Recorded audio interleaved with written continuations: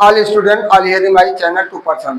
तो सभी श्रोताओं को मेरा शाम का नमस्कार और सभी श्रोताओं से मेरा विनम्र निवेदन है, यदि हमारे चैनल पर आप नए हैं तो चैनल को सब्सक्राइब करना, फॉलो करना ना भूलें। तो आज का वीडियो हमारा विशेष रूप से इंग्लिश ग्रामर से संबंधित है, क्योंकि इसके पहले हम आपको करंट अफेयर और सोशल स्टडी से संबंधित, विज्ञान से संबंधित, करंट अफेयर और तमाम ऐसे खेल से संबंधित, पुरस्कार से संबंधित तमाम वीडियो आपको डाल चुके हैं।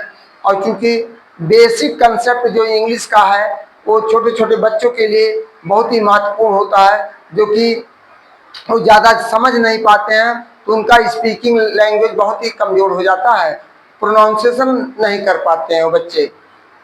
तो आज का वीडियो हमारा इसी टॉपिक से अभी यहीं से शुरू होगा।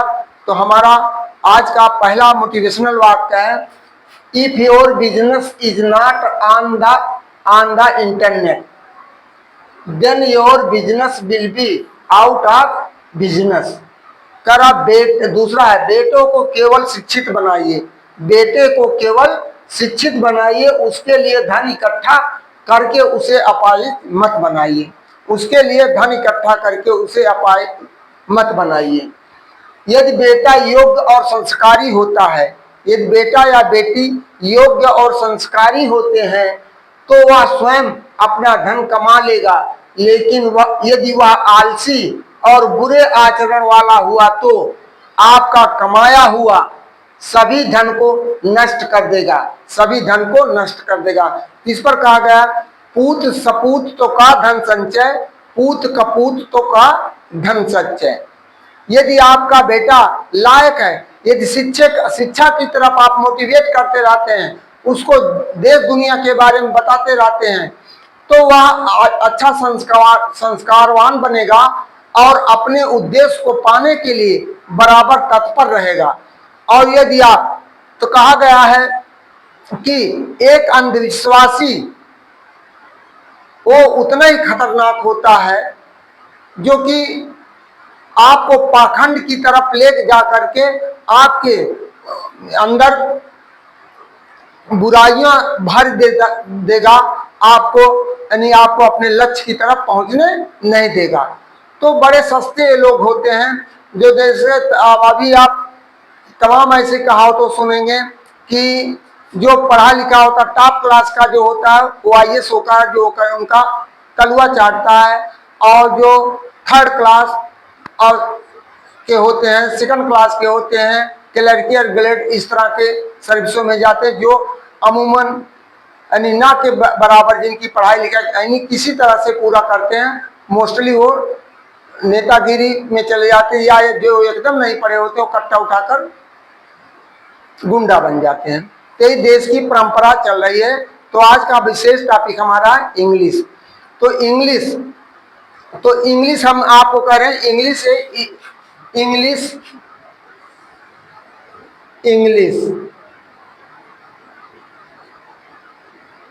इंग्लिश है क्या?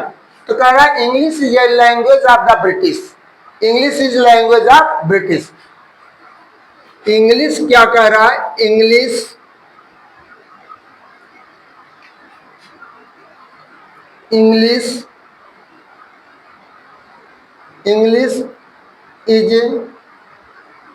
ए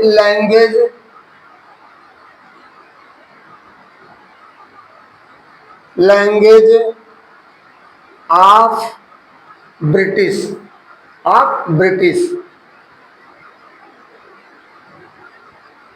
अंग्रेज ब्रिटिश की भाषा है। और अब देखिए यहाँ दूसरा शब्द, पहला शब्द हमारा हो गया और दूसरा शब्द हो गया द इंग्लिश।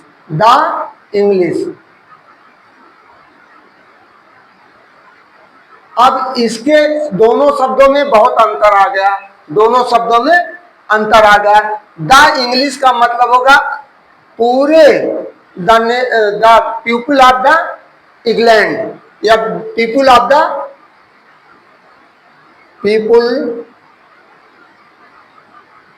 The British.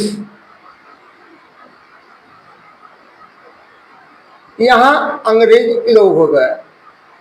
तो अब देखिए दोनों में एक आर्टिकल लगा देने से आपका कितना बड़ा अंतर आया है। तो हम कह रहे हैं कि English, if you want to speak in English frankly, यदि आप अंग्रेजी भाषा को सही यानी स्पष्ट रूप से बोलना चाहते हैं तो first of all you give out your hesitation, and take the suitable condition or environment,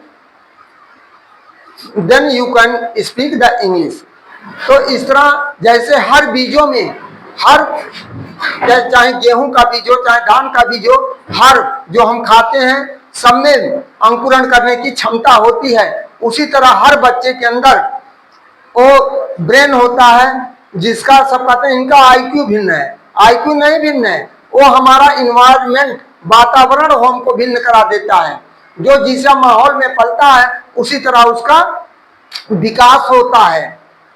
एक आप शुरू से ले लीजिए, इतिहास में हमने पढ़ा था, निर्मला नाम की एक लड़की तो इतिहास जंगलों में भेड़ियों के बीच में रहती थी, उसी तरह भेड़ियों की तरह चलना, बोलना, सीखना सब कुछ उसको आ गया था। लेकिन 12 साल बाद वो लड़की जब यानी भेड़ियों के समूह से अलग हुई तो उसको सुधारने में भी उतना समय आया। तो इस तरह जब तक, अब हमने कहा कि हर बीजों में अंकुरण करने की क्षमता होती है। एक बोरा गेहूं या धान है, आप उसको कुटा देते हैं और चावल बन जाता, पिसा देते हैं, आटा बन जाता तो खा लेते हैं। उसी में से हम कह रहे हैं एक मुट्ठी आप सड़क पर बोइए, दूसरा खेत में बोइए, देखिए कौन पंखुलित होगा। अंकुरण तो वो भी करेगा, पानी नमी थोड़ा सा पा जाएगा, लेकिन उसमें सही रूप से विकसित नहीं होगा।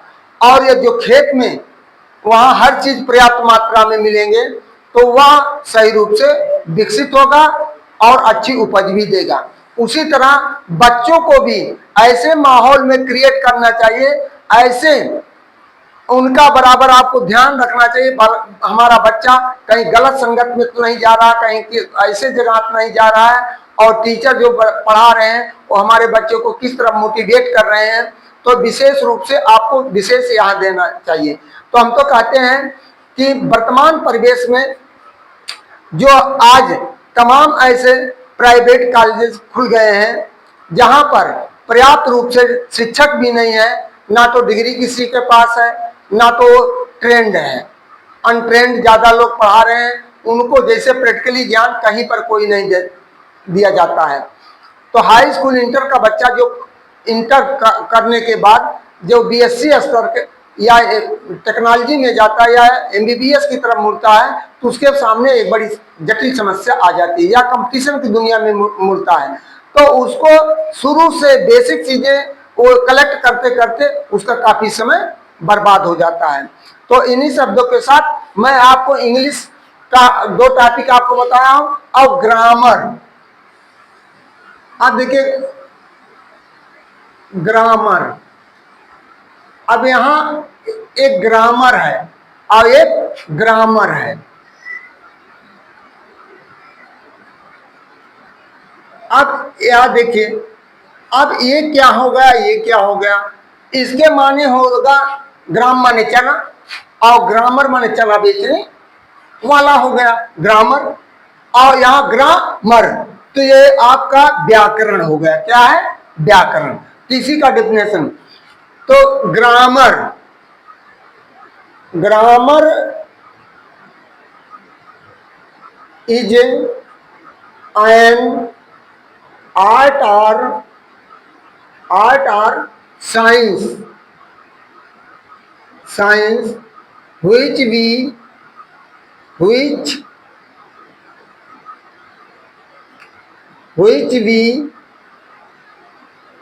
we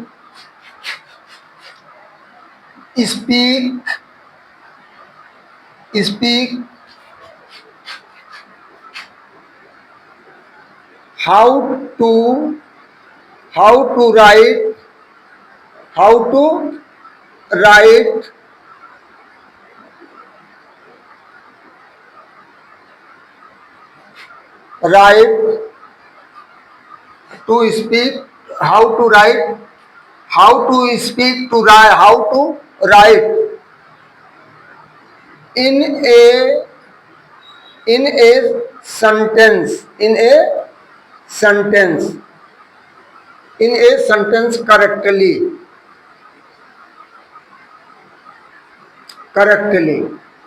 अब देखिए, जब तक आप व्याकरण एक विज्ञान या कला है जिससे हम सही रूप से किसी वाक्य में बोलना पढ़ना सीखते हैं।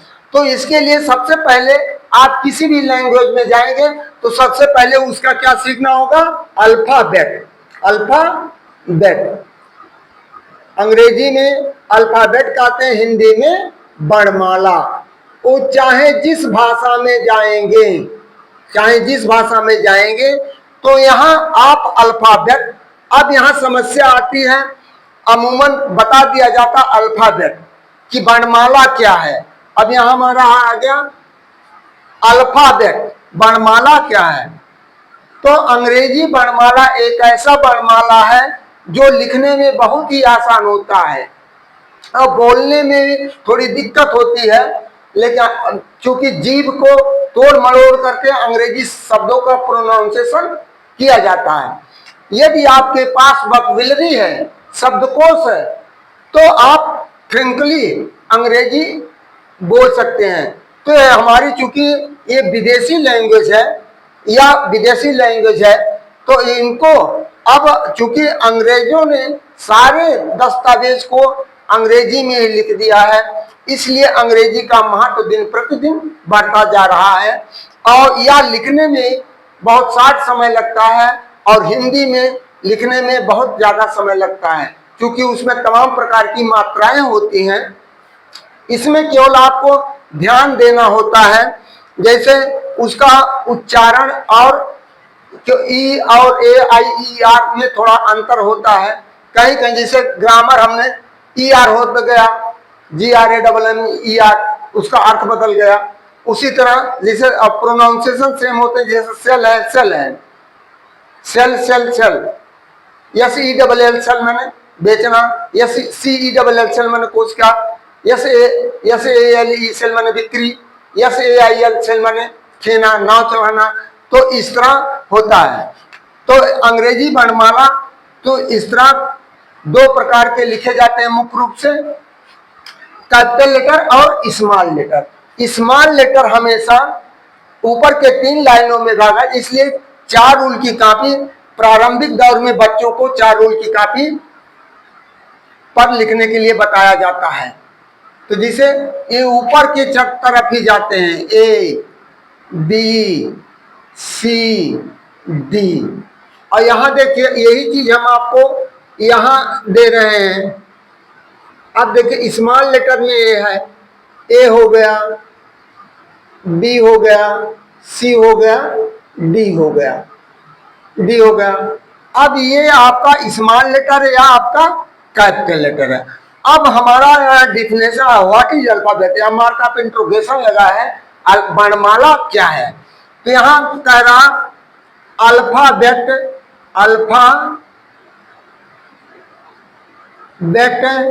Is a group of letters when it is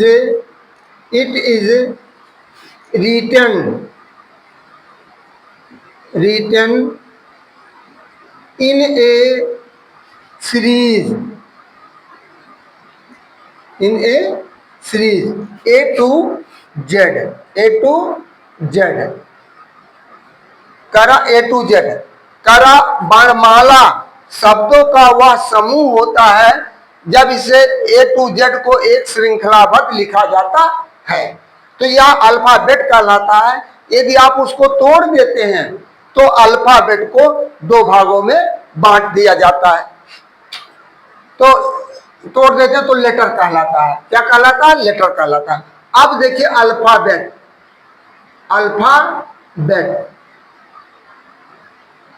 alphabet का हमने 2 भागों में बांटा है। क्या? वावेल्स और कॉन्सोनेंट। Consonants, consonants. अब देखिए वावेल, ये इसको वावेल को भी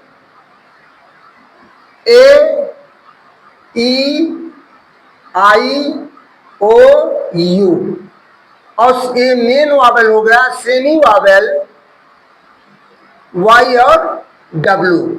इस तरह इनकी संख्या 2 और 5, और यहां हो गया 29। अब यहां हो गया बी है, सी है, डी है, एफ है, जी है, एच है, के है, ईटीसी। इस तरह इनकी संख्या होगा 29। अब यहां आपको समझना है कि 26 लेटर्स होते हैं अल्फाबेट में। कितने होते हैं? 26। हाउ, इस तरह से हमारा अल्फाबेट में 26 लेटर होते हैं।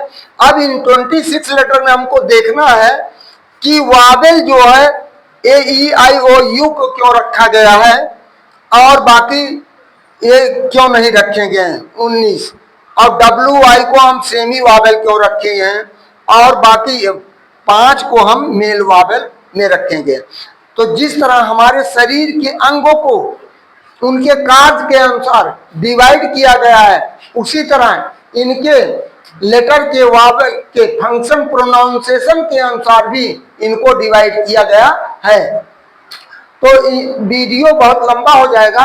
इन्हीं शब्दों के साथ वावेल और कॉन्सोनेंट की डिफरेंसी हम आपको कल बताएंगे, कल के वीडियो में। और हमारा आप लोगों से निवेदन है कि इस वीडियो को लगातार आप देखते रहेंगे, इसलिए हम आपको नंबर 1 डाल दे रहे हैं, नंबर 1।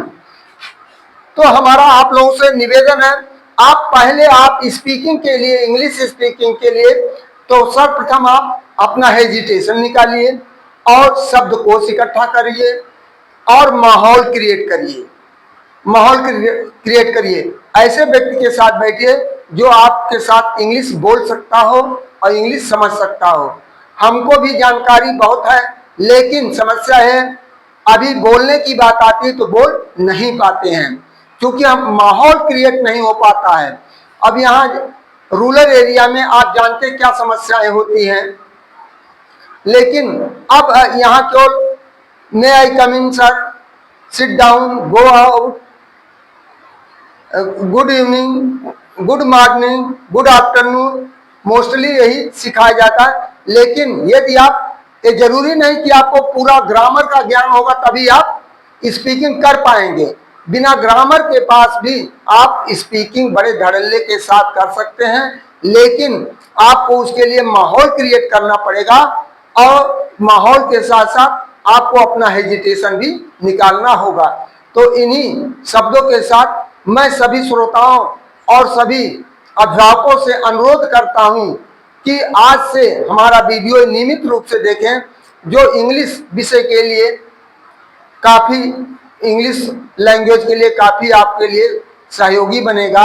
लोग स्पीकिंग करने के जाते हैं, अमेरिकन स्पीकिंग या रैपिडेक्स का, उसमें कुछ नहीं है। यदि आप थोड़ा सा अपने को कॉन्शियस हो जाएंगे तो इंग्लिश बहुत आसान चीज है। और देखिए एक चीज आपको और समझना चाहिए कि चूंकि हमारी यह मातृभाषा नहीं है, तो दूसरे की मातृभाषा को लेने के लिए, दूसरे के यानी वस्तु को अपनाने के लिए आपको कुछ ना कुछ उसका कीमत अदा करना पड़ता है। तो इसके लिए आपको टाइम टेकन देना होगा और आपको लर्निंग भी करना होगा। जब तक आप समय नहीं देंगे और वोकैबुलरी अपने पास शब्दकोश नहीं रखेंगे, और इसके बाद इसी तरह हम चलते हुए लेटर को डिफाइन करेंगे, वर्ड को डिफाइन करेंगे, सेंटेंस को डिफाइन करेंगे, काइंड ऑफ सेंटेंस डिफाइन करेंगे। इसके बाद इसको करते करते पार्ट ऑफ स्पीच बताएंगे। पार्ट ऑफ स्पीच जो ग्रामर का जान होता है, जिसको इंटरमीडिएट में चल करके सिंटैक्स के रूप में पढ़ाया जाता है, और वह पूरा वो आपका ग्रामर का निचोड़ होता है, सिंटैक्स। तो ये अब नरेशन हुआ, एक्टिव वॉइस, पैसिव वॉइस हुआ, और खास करके देखिए सीबीएसई बोर्ड, आईसीएसई बोर्ड में नथिंग रहता है, ग्रामर कंपैरिजन रहता है, तुलनात्मक रहते हैं। वहां आपको कोई, यदि आपके पास शब्दकोश नहीं, वोकैबुलरी नहीं है, तो आप वहां सफल नहीं हो पाएंगे। इसलिए मेरा आपसे अनुरोध है, तो आप पहले अपने को ज्यादा से ज्यादा शब्दकोश के माध्यम से मजबूत हो जाइए, जिससे आपको अभी कोई पूछ लिया जाए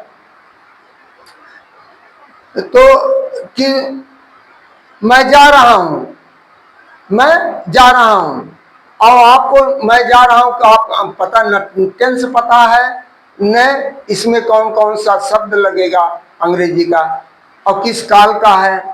जब यदि आपको पता होता प्रेजेंट कंटीन्यूअस टेंस का है, तो आप बड़े धड़ल्ले के साथ बोले आई एम गोइंग, मैं जा रहा हूं, आई एम गोइंग, मैं जा रहा हूं,